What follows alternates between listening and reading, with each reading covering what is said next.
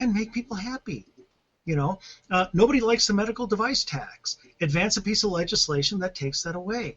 Nobody likes being penalized if they don't buy health insurance. Okay?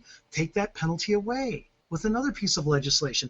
And by the way, each time you do this, the left, the Democrats, are forced to have a vote on it. They've got to commit their votes to it. And Obama, if he vetoes it, is going to look horrendous. All right? And he's going to make our 2016 look even better. One thing after another, we need to pick it apart piece by piece by piece by piece. And that way, each time, on each piece, the American people will have the time to digest that piece, to understand, hey, yeah, we really don't like this, and we really want this gone. But if you take it away all at once because we're angry, if we act out of anger, we make them heroes. Don't do that. Take your time, enjoy the ride, and you're going to make them look horrible along the way. And going slow is a way of fighting hard but fighting smart. Because if, using the Obamacare example, if we go piecemeal, then the discussion is about the Medicare the medical device tax. The discussion is about the very granular issue, and we can talk about the pros and cons of it. If we were to start out with repeal all of Obamacare, then the discussion is about, do you want poor people to die in the streets? And we end up defending against those attacks. It's much better for us to deal with the individual issues and gain agreement with the majority of America on each one of those issues. And it's only at the end of the year that they realize, oh my gosh, I have agreed with every single bit of the repealing of the little Obamacare functions that they've done. Wow, maybe those conservatives were right on some of those things. The great thing about it, too, is as we are doing piece by piece by piece, if the Republicans follow this plan, we will have ready talking points. We will have ready arguments in a very contained, compartmentalized way where, well, we're just talking about the medical device tax, or we are just talking about the individual mandate, and that narrows the amount of things we have to know at any one time to speak to an issue to a very manageable number. And that means more opportunity to sway people as they listen to a very refined and very narrow argument. Well, and I think, too, it gives us a chance, like you're saying, Fishy, to provide an actual alternative solution that can work, that they can identify with and understand. Because when you say, well, health insurance just doesn't work, well, what are you going to put it in instead? That's too big. It's too big for my head. So why not take it piece by piece and say, well, instead of this, we're going to put in that. And then they'll say, oh, I like that idea. Okay, let's do it. Yeah, instead of forcing full-time workers to have to work part-time, we're going to not do that and put it back to the old way, to where, you know, employers and employees could get together and decide how many hours they need. What an idea. And here's the beauty of this. Remember, the best way to hurt the left, and you see, you guys are all, remember, I'm the ex-leftist here, so I'm bitter. I actually like to hurt the left. You guys are more strategists. I actually am mean. I want to hurt them. Okay, and the reason is I want them to feel the pain that they've inflicted on the American people. I want them to feel every inch of this. And the way to hurt them, the way to really, really, really expose and damage them is always to expose control. Expose how they are trying to control other people. And the beauty of Obamacare is a gift, people. It's a gift. This thing is so loaded with control. And it's not just one big thing of control. Oh, no, no, no, that's boring. It's one thing after another, after another, after another. It's gorgeous. It's wonderful. And we get to capitalize on every single one. And in each case show they're controlling, we're offering choice. A veritable cornucopia of control. It is. It's a cornucopia of control. That is perfect. And here's the thing. People hate being controlled. Offering choice and liberty is the only thing we on the right have to offer. We can't offer presents because we won't steal from other people to do it, because that takes away their choices.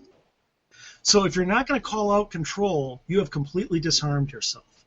If you're just going to get into a debate on the economic benefits of 2,700 pages of, and get off into the weeds in all these different little things, if you don't emphasize choice versus control every time and keep it simple for the American people, it's going to go all gray area on them. They're not going to be able to focus with you.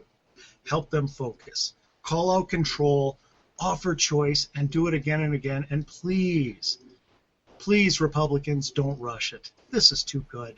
Enjoy the buffet. Enjoy the feast.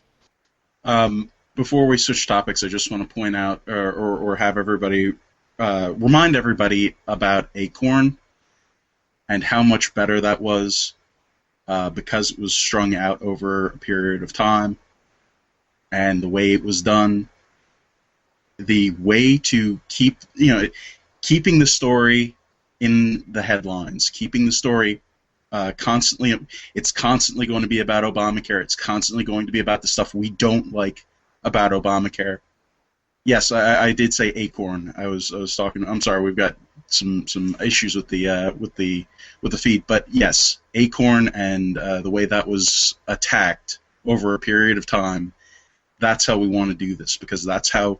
I mean, the left has a hard time. Its antibodies are very good at dealing with a single, issue, reacting to it. But having those little bursts of story continually coming out, it's very hard for them to deal with. That is a fantastic point. The greatness about Acorn is it was something they wanted to go away and it wouldn't. And the longer they tried to make it not go away, the more it strung it out. I love that. And by the way, if we do it this way, piecemeal, the Democrats will be wanting Obamacare to be repealed to stop the bleeding. And they're not going to get it. We're going to be like, no, we don't want it all gone yet. But we really should veto. Let's let it go. No. This is too good. We got something else coming next week. Let it hurt, folks. Let it hurt. Don't act out of your anger and want everything right away. And we can do this on issue after issue after issue. We can do it on immigration. We can do it on everything. It's going to be a lot of fun. Don't rush it.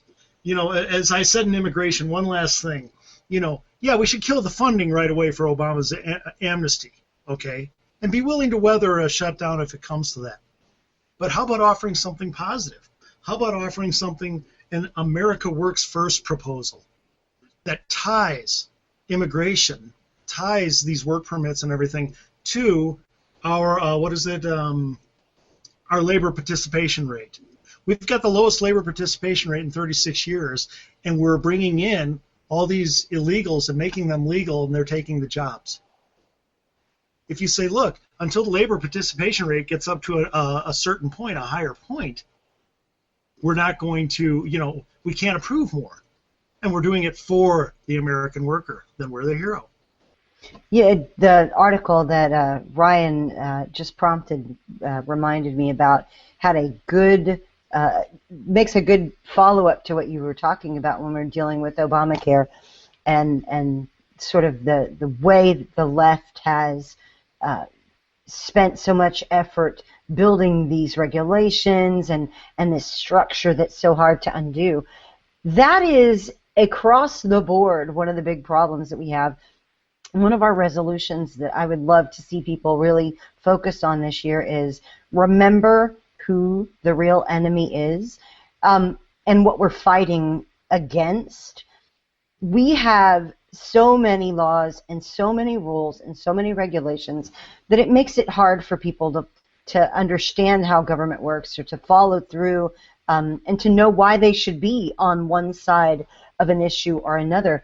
But as we've been saying for a long time, if we explain to people with stories, with narratives, with personal instances, we can move them in the direction that we need them to go. They can realize that they agree with us. And that's really the thing. We want to find the people who do agree with us already, but they just don't know it yet. They don't identify that yet. And so there's this great article in the Daily Beast that is called "The Red Tape is Strangling Good Samaritans. And I think this is a fabulous case of what we can focus on, how we can use these tales to reinforce that message that more laws are not the solution to things. Here's the beginning of this article, and it just breaks your heart. In January 2014, a lifelong D.C. Parks employee, Medrick Mills, collapsed while walking with his grown daughter. They were across the street from a fire station, close enough for the daughter to yell for help. Mills was lying on the sidewalk, dying right in front of people trained to save him. But they refused to cross the street to help because they told bystanders the rules required them instead to call 911. By the time the ambulance arrived, over 10 minutes later, it was too late. Mills died soon after arriving at the hospital. Take that in. The regulations said the firemen could not cross the street to save a life. They had to call 911. That is how we've penned ourselves in so much. Here's another story. Firemen in Alameda County refused in 2011 to rescue a suicidal man who had swum out to sea because they hadn't yet been recertified for land-based water rescues. Therefore, they explained to passersby it would be illegal for them to try to save the man's life. And when the fire chief was asked by a reporter what he would have done if it had been a drowning child, he said, well, if I was off duty, I would know what I would do. But I think you're asking me my on-duty response, and I would have to stay within our policies and procedures because that's what's required by our department to do. This is what this many laws, these many regulations, trying to find the case for everything. Instead of going with the principle of doing right, we're trying to legislate and regulate everything that happens. Real people are being harmed. Real people are dying because we've over-regulated, because we're afraid of lawsuits, because unions have gotten involved. That is the enemy. That mindset that says you need a law or a rule or a regulation for everything instead of people just doing what is right. Can they even still charge you for failing to stop and render aid anymore? I mean, if you do stop and render aid, how many risks are you taking? And yet people do it all the time because they're still have a value in them that it is more important to do the right thing than to worry about the risk of a lawsuit. Those are the real heroes in this country. Those are people we should be supporting. And those are the kind of laws and regulations we need to be showing people are doing great harm. And that is why big, massive, overarching, far-reaching government is so wrong. Okay, so earlier, Andy mentioned that Obamacare is 2,700 pages long, 2,700 pages of law. I have read that it's around or over 20,000 pages of regulations and red tape and these type of things. So one of my key paragraphs from that story is modern law goes a giant step. Like, well, okay, the paragraph before this says that law is there to make it equal for everyone. Everyone plays by the same rules, and we have certain things that are not allowed, so everyone has a fair shot. People have to honor contracts, and this leaves it open to freedom for people to act and do what they please. So then it goes on to say modern law takes a giant step backwards. It often bars people from doing what's right. Law's proper role is now seen as instructing people how to make daily choices, or in other words, controlling them. Instead of providing the framework for freedom, law has replaced it, creating a legal minefield rather than an open field for free choice. And it's just like Andy always talks about. We're creating so many laws and regulations to tell people how to act and what they need to do in every little aspect of their lives that they don't have that free choice anymore. People don't think as much anymore. It's if someone's not breathing, what do? You call 911. Whereas if you're really thinking for yourself, maybe you go over and you start the Heimlich and have someone else do 911. Or like it's taking that thought process from people. It's taking the creativity, the ingenuity. It's taking the choice away, the things that make us human, and just turning us into thoughtless robots. And it takes our initiative away.